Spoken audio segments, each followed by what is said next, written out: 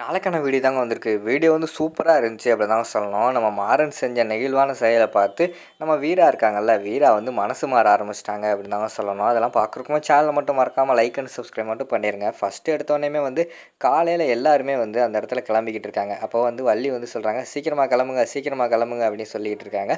மேல பார்த்தா நம்ம வீரா இருக்காங்கல்ல, வீரா வந்து அந்த ரூம்ல உட்காந்துக்கிட்டு ரொம்ப ஃபீல் பண்ணிக்கிட்டு அந்த இடத்துல வந்து அழுதுகிட்டு இருக்கிற மாரி காட்டிக்கிட்டு இருக்காங்க. அப்போ வந்து நம்ம மாறன் இருக்காங்கல்ல, மாறன் வந்து ஏன் ஏன் அழுகுற வீரா? வா, நடந்தது நடந்து போச்சு. சரி வா போவோம் அப்படின்னு சொல்லிட்டு கூட்டு வராங்க. மேலே வந்து என்ன இவ்வளோ லேட் ஆயிடுச்சுடா அப்படிங்கிற மாரி வந்து அந்த இடத்துல வந்து நம்ம கார்த்தி வந்து கேட்குறாங்க. ஏய் நான் கிளம்பிட்டேன்டா, வீரா தான்டா கொஞ்சம் கிளம்ப லேட் ஆயிடுச்சு அப்படின்னு சொல்லிட்டு நம்ம மாறன் சொல்கிறாங்க. அதுக்கு வள்ளி வந்து சொல்கிறாங்க, ஏய் எந்த ஃபங்க்ஷனாக இருந்தாலும் வீரா வந்து ஃபஸ்ட்டு கிளம்பிடுவா. இது வந்து அவங்க அண்ணனுக்கு வந்து தவசம் கொடுக்க போகிறதுனால அவளுக்குள்ளே வந்து கஷ்டம் கஷ்டம் இருக்கும்ல, அதனால தான் லேட் ஆயிடுச்சு அப்படிங்கிற மாதிரி சொல்லிட்டு இருக்காங்க. சரி எல்லாருமே கிளம்பியாச்சு வாங்க போவோம் அப்படின்னு சொல்லிட்டு எல்லாருமே கிளம்பி வந்துக்கிட்டு இருக்காங்க.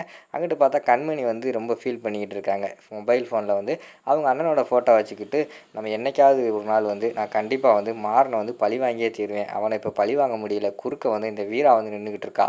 ஆனால் அதுக்காகலாம் நான் சும்மா விட மாட்டேன். அவளை பழி வாங்காமல் நான் விடவே மாட்டேன் அப்படி சொல்லிட்டு அந்த இடத்துல பேசிக்கிட்டு இருக்காங்க.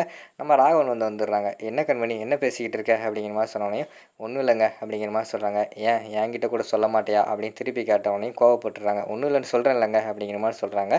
நீ என்ன பேசுன எனக்கு தெரியும் அப்படிங்கிற மாதிரி சொன்னால் ஷாக் ஆகிடுறாங்க. ஐயோ இவர் வந்து நம்ம பேசுனதை கேட்டுட்டார் போலயே அப்படின்னு சொல்லிட்டு ஷாக் ஆகிடுறாங்க. நீ வந்து உங்கள் அண்ணன் ஃபோட்டோவை நினச்சி தானே ஃபீல் பண்ணி பேசிக்கிட்டு இருந்த எனக்கு தெரியும் அப்படிங்கிற மாதிரி சொன்னோடனே அப்போ தான் அவங்களுக்கு வந்து சரி நல்ல வேலை இவர் கேட்கல போல் அப்படின்னு சொல்லிட்டு அவங்களும் தவசத்துக்கு எல்லாமே ரெடியாகி வர்ற மாதிரி தான் காட்டிக்கிட்டு இருக்காங்க. வெளியில் வந்து ராமச்சந்திரன் வேறு ஃபீல் பண்ணிக்கிட்டு இருக்காரு. நம்மளால் வந்து அந்த குடும்பம் வந்து இப்படி ஆகிப்போச்சே அப்படின்னு சொல்லிட்டு அவர் ஒரு பக்கம் ஃபீல் பண்ணிக்கிட்டு இருக்காரு. அவர் ஃபீல் பண்ணுறதை பார்த்துட்டு வந்து நம்ம வள்ளி வந்து சொல்கிறாங்க, அண்ணே விடுனே ஏதோ நடந்து போச்சு விபத்து தானே அதுக்கு என்னண்ணே பண்ண முடியும். அவங்க குடும்பத்தை வந்து நடு ரோட்டில் விடாமல் நம்ம அவங்க 2 பொண்ணுகளையும் கூப்பிட்டு நம்ம வீட்டுக்கு மருமகள் ஆக்கியிருக்கோம். இதை விட பெருசாக என்னென்ன செய்ய முடியும் நம்மளால் அப்படின்னு சொல்லிட்டு அவங்க வந்து மனசை தேத்துறாங்க. சரி எல்லோரும் கிளம்புங்க போவோம் போவோம்னு சொல்லிட்டு எல்லாருமே கிளம்பி வந்து கோயிலுக்கு போகிற மாதிரி தான் காட்டிக்கிட்டு இருக்காங்க. ஆனால் இன்றைக்கி பார்த்தா பிருந்தா வந்து மாற்றிட்டாங்க. பழைய பிருந்தா வந்து கொஞ்சம் எனக்கு தெரிஞ்ச வரைக்கும் அவங்க வந்து கொஞ்சம் நல்லா இருந்த மாதிரி தெரிஞ்சு, புதுசாக இருக்கிற பிருந்தா வந்து நம்ம வீராக்கே அக்கா மாதிரி ஒரு மாதிரி ஃபீல் ஆகுற மாதிரி காட்டிக்கிட்டு இருக்காங்க. புதுசாக ஒரு பிருந்தா வந்திருக்காங்க. ஆல்ரெடி வந்து அங்கே பிருந்தாவும் அவங்க அம்மாவும் அங்கே நின்றுட்டு அழுதுகிட்டு இருக்கிற மாதிரி காட்டிக்கிட்டு இருக்காங்க. இவங்க வந்து ஃபேமிலியோடு அங்கே போயிருக்காங்க. போயிட்டு அங்கே வந்து எல்லாருமே வந்து தவசத்துக்கு வந்து ஐயரெல்லாம் ரெடி பண்ணிட்டாரு. ரெடி பண்ணி முடிச்சுட்டு எல்லாமே ரெடி பண்ணிக்கிட்டு இருக்காங்க. அந்த இடத்துல வந்து மாறன் நின்றுக்கிட்டு இருக்காங்க. அங்கனக்குள்ளே வந்து இவங்க யோசிச்சுக்கிட்டு இருக்காங்க. கண்மணி எவ்வளோ தைரியம் இருந்தால் எங்கள் அண்ணனுக்கே திதி கொடுக்க வந்திருப்பேன், அவனையே கொண்டுட்டு அவனுக்கே திதி கொடுக்க வந்திருக்கே, நீ எல்லாம் விளங்கவே மாட்டேன் அப்படின்னு சொல்லிட்டு அவங்க ஒரு பக்கம் யோசிச்சுக்கிட்டு இருக்காங்க. அங்கிட்டு நம்ம மாறனை பார்த்து ராஜேஷோட அம்மா வேறு பயங்கரமான கண்களை நின்றுட்டு இருக்காங்க. எவ்வளோ தைரியம் இருந்தால் எங்கள் குடும்பத்தை அழிச்சிட்டு இப்படி நின்றுக்கிட்டு இருக்கே கல் மாதிரி, இவனுக்கு ஒரு சாவு வர மாட்டேக்கே அப்படி இப்படின்னு சொல்லிட்டு அவங்க மனசுக்குள்ளே வந்து நினச்சிக்கிட்டு இருக்கிற மாதிரி தான் காட்டிக்கிட்டு இருக்காங்க. அப்போ வந்து நம்ம திதி கொடுக்க ஐயர் வந்திருப்பார்ல, ஐயர் வந்து கேட்காரு, என்ன தம்பி வீட்டில் வந்து பையன் இல்லையா, பையன் தான் திதி கொடுக்கணும் அப்படிங்கிற மாதிரி சொல்கிறாங்க. உடனே மாறன் வந்து சொல்கிறாங்க, எல்லாத்துக்குமே அந்த வீட்டில் வந்து பையன் மாதிரி இருந்து பார்த்துக்கிறது என்னோடய ஒய்ஃப் வீரா தான், அவள் வந்து திதி கொடுக்கட்டும் அப்படிங்கிற மாதிரி சொல்கிறாங்க. என்னம்மா இப்படி உங்கள் பெரியவங்க உங்களுக்குமா தெரியாது, பையன் தான் திதி கொடுக்கணும் தெரியாதா அப்படிங்கிற மாதிரி சொன்ன உடனேயும், இல்லைங்க பையன் யாரும் இல்லை அப்படிங்கிற மாதிரி சொல்கிறாங்க. சரி பெரியப்பா சித்தப்பா அப்படி ரத்த சொந்தமாக வர சொல்லுங்கள் அப்படிங்கிற மாதிரி சொன்னோடனே, அப்படி யாரும் இல்லைங்க, இப்போ என்ன காலம் எவ்வளோ மாறி போச்சு, அதனால் வந்து இவங்கள வச்சே பண்ணுங்க அப்படின்னு சொல்லிட்டு கண்மணி பிருந்தா அதுக்கடுத்து வீரா வச்சு தான் திதி கொடுக்குற மாதிரி காட்டிக்கிட்டு இருக்காங்க. எனக்கு இதில் வந்து விருப்பம் இல்லை, ஏதோ என் குடும்பத்தாளுக சொல்கிறதுனால வந்து நான் செய்கிறேன் அப்படிங்கிற மாதிரி சொல்லிவிட்டு அவங்க திதி கொடுக்காங்க. அதுக்கடுத்து வந்து அந்த அது ஒரு தெப்பக்குளம் மாதிரி இருக்குது. அதுக்குள்ளே போய் அந்த திதி கொடுத்ததை வந்து கரைக்கிறாங்க. இங்கிட்டு பார்த்தா நம்ம ராகவன் அழுதுகிட்டு இருக்காரு. என்னங்க இவர் ரொம்ப அழுதுகிட்டு இருக்காரு, ஒரு வருஷம் கழிச்சு சில பேரால் மட்டும்தான் அழுக முடியும் அப்படின்னு சொல்லிட்டு அந்த இடத்துல வந்து ஐயர் வந்து கேட்காரு. உடனே பக்கத்தில் வந்து மாறன் போகிறாங்க. டேய் அழுது நீயே மாட்டி விட்றாதடா, பேசாமல் இருடா கொஞ்சம் நேரம் அப்படின்னு சொல்லிட்டு அவங்க வந்து அந்த இடத்துல சமாதானப்படுத்துகிற மாதிரி தான் காட்டிக்கிட்டு இருக்காங்க. அடுத்து வந்து நம்ம எல்லாருமே திதி கொடுத்து முடித்தாச்சு. சரி எல்லாருமே கிளம்புங்க, நான் எல்லாத்தையும் எடுத்து வச்சுட்டு வரேன்னு சொல்லிட்டு அந்த இடத்துல மாறன் மட்டும் இருக்காங்க. சரின்னு சொல்லிட்டு எல்லாருமே காரில் ஏறி வீட்டுக்கு போகிறாங்க.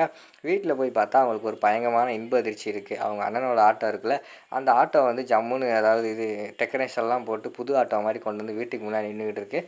அதை பார்த்தோன்னே நம்ம வீராவுக்கு வந்து எமோஷன் வந்து தாங்க முடியல. அந்த ஆட்டோவை போய் பக்கத்தில் போய் தொட்டு பார்த்துட்டு உட்காந்துக்கிட்டு அவங்க அண்ணனோட அவங்க வந்து அந்த ஆட்டோவில் ட்ராவல் பண்ணது அதெல்லாம் அவங்க வந்து அந்த இடத்துல யோசித்து பார்த்துட்டு ரொம்ப ஃபீல் பண்ணி கண்ணீர் வடிச்சிக்கிட்டு இருக்கிற மாதிரி தான் காட்டிக்கிட்டு இருக்காங்க. அந்த நேரத்தில் தான் டக்குன்னு பார்த்தா நம்ம ஆட்டோ அவங்க அண்ணன் கூட ஆட்டோ ஓட்டுநர் இருப்பாங்கள்ல ஃப்ரெண்டு அவங்கெல்லாம் அங்கே செட்டில் இருந்து வீட்டுக்கு வர மாதிரி தான் காட்டிக்கிட்டு இருக்காங்க. அதை பார்த்தோன்னே வீராவுக்கு இன்னொரு ஷாக்கு, என்ன இவங்க வீட்டுக்கு வந்திருக்காங்களே அப்படின்னு சொல்லிட்டு, ரொம்ப நன்றி அண்ணே, என்னண்ணே வீட்டுக்கெல்லாம் வந்திருக்கீங்க, நீங்கள்லாம் வருவீங்கன்னு நான் எதிர்பார்க்கவே இல்லைண்ணே அப்படிங்கிற மாதிரி சொல்கிறாங்க.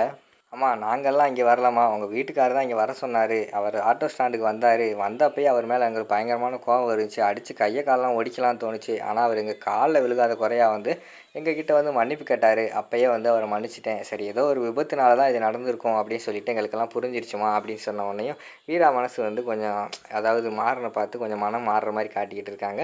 மாறன் வந்து அமைதியாவே நின்னுகிட்டு இருக்காங்க. அதுக்கடுத்து தான் நாங்க ஆனா ஆட்டோ ஸ்டாண்ட்லேயே வச்சு சாமியெல்லாம் கும்பிட்டுட்டோம்மா பாண்டியனுக்காக. ஆனா, இவரு தான் வந்து வீட்டு வரைக்கும் வந்துட்டு போங்கண்ணே. அவங்க தங்கச்சிக்கு வந்து கொஞ்சம் நான் மனசு நிறைவா இருக்குன்னு சொன்னனால தான் நாங்க எல்லாம் வந்தோம் அப்படிங்கிற மாரி சொல்றாங்க. அண்ணே வந்ததுக்கு ரொம்ப நன்றிண்ணே அப்படி சொல்றாங்க. சரிம்மா நீ வீட்டுக்குள்ள போ. நாங்க போய் வேலைய பார்க்குறோம் அப்படின்னு சொல்லிட்டு அவங்க ஒரு பக்கம் வந்து வேலைய பார்க்க போற மாரி தான் காட்டிக்கிட்டு இருக்காங்க. சரின்னு சொல்லிட்டு வீட்டுக்குள்ளலாம் பாண்டியன் ஃபோட்டோலாம் ஏற்பாடு பண்ணியிருக்காங்க.